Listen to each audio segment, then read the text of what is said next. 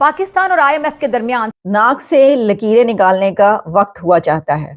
नाक से लकीरें निकालने का टाइम ही नहीं हुआ सिर्फ, बल्कि नाक से लकीरें निकलवा दी गई। पाकिस्तान को जहां कई मसाइल का सामना है तो उन्हीं में सरफहरिस्त मुआशी अदम इस्तेहकाम भी है और यकीनी तौर पर पाकिस्तान को दरपेश मुआशी मसाइल हल करने के लिए फौरी हंगामी इकदाम की जरूरत है। लेकिन टॉक स्टार्ट होने से पहले ही आईएमएफ के मिशन ने शदीद गुस्से का इजहार किया है और बहुत बुरे तरीके से डांटा है पाकिस्तान की फाइनेंस मिनिस्ट्री को। एक बात पूछना चाहता हूँ, 6% जो है इस वक्त भारत का अफराद-ए-ज़र 6% है, हमारा अफराद-ए-ज़र 23% है हुकूमत के मुताबिक।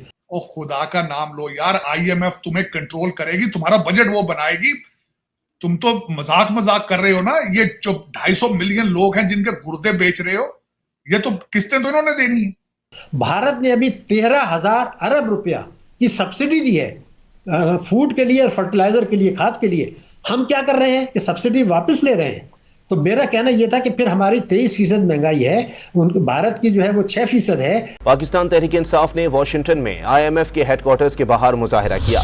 पीटीआई कारकुनों ने मुबैना इंतखाबी धांधली और मैंडेट चोरी की तहकीकात का मुतालबा किया। ये इतनी खौफनाक बात है जो डिफॉल्ट से 100 टाइम्स ज्यादा सीरियस है। तुसी की कीता है और उन्होंने डिस्प्लेयर एक्सप्रेस किया पाकिस्तान की फाइनेंस टीम पर कि आपने हमसे टॉक्स के बगैर, हमसे पूछे बगैर आपने ये हैंड आउट कैसे जारी कर दिया।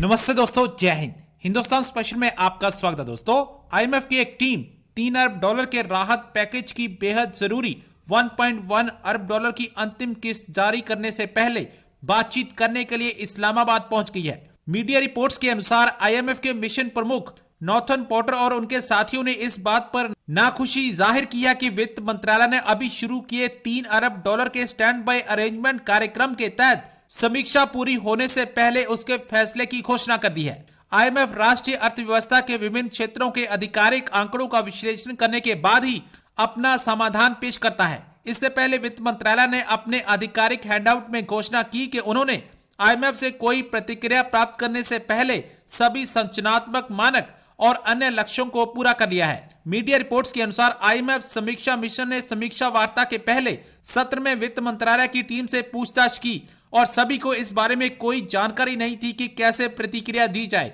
नाक से लकीरें निकालने का वक्त हुआ चाहता है। नाक से लकीरें निकालने का टाइम ही नहीं हुआ सिर्फ, बल्कि नाक से लकीरें निकलवा दी गई।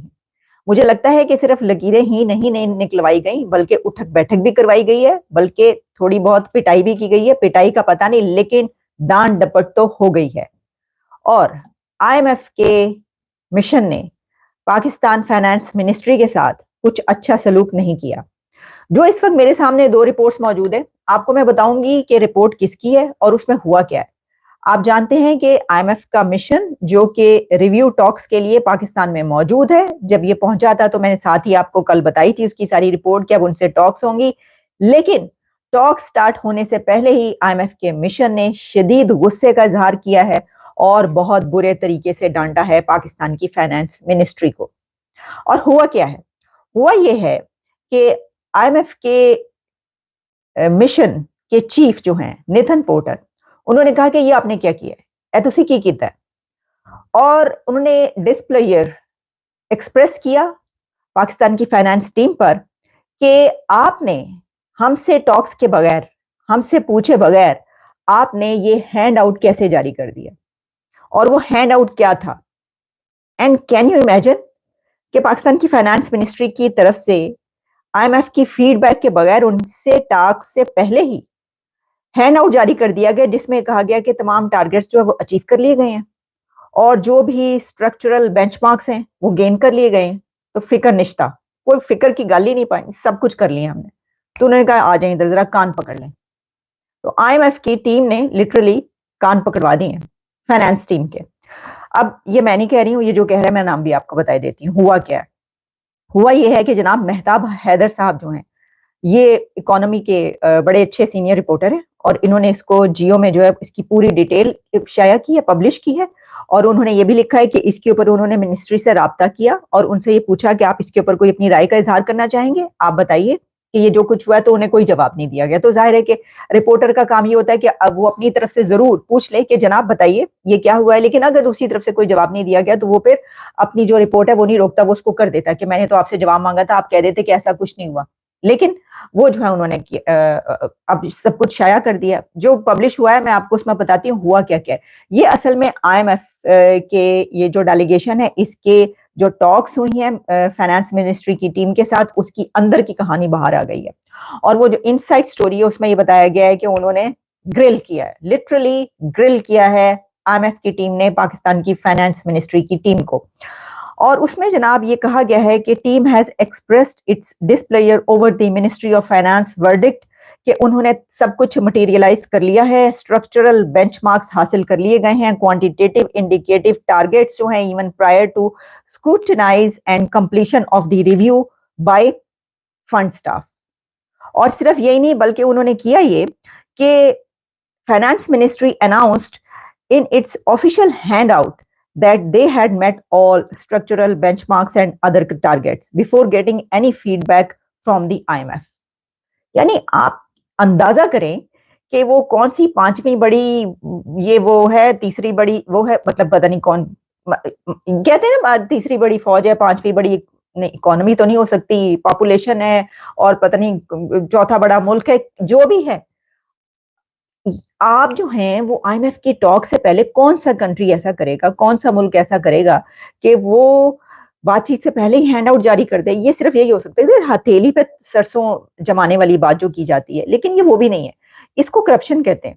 यानी ये एक ख्याल की या ये एक ऐसी बयानी है कि नैरेटिव कि देखिए आपने कैसे हैंड आउट जारी कर दिया, जबकि उन्होंने अभी आपको कहा ही नहीं, उन्होंने तो आपको नहीं कहा, कोई बात ही नहीं हुई जो आपने कर दिया। अच्छा, उसके बाद माफी किस तरह मांगी गई कि उसके ऊपर ये कहा गया है that such an episode would not be repeated in future. Fine, माफ कर दो, गोडे फड़ने हंसी तुसी, गोडे पकड़े गिट्टे पकड़े, क्या पकड़ा मुझे नहीं पता, लेकिन उन्होंने कहा कि माफी चाहते हैं, आइंदा हम इस तरह की कोई भी एपिसोड जो है दोबारा से रिपीट नहीं होगी, हम ऐसा कोई काम आइंदा नहीं करेंगे। इस तरह के काम नहीं करने चाहिए जिसपे जो है वो ये करना पड़े। देखिए, पहली बात तो ये है कि आपको पता है कि ये कोई रिलीफ पैकेज रमजान का कोई पहला नहीं है।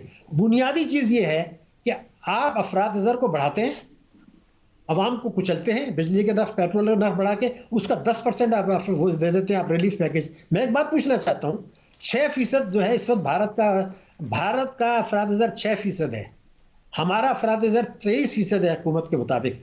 भारत ने अभी 13,000 अरब रुपया की सब्सिडी दी है फूड के लिए और फर्टिलाइजर के लिए, खाद के लिए। हम क्या कर रहे हैं कि सब्सिडी वापस ले रहे हैं।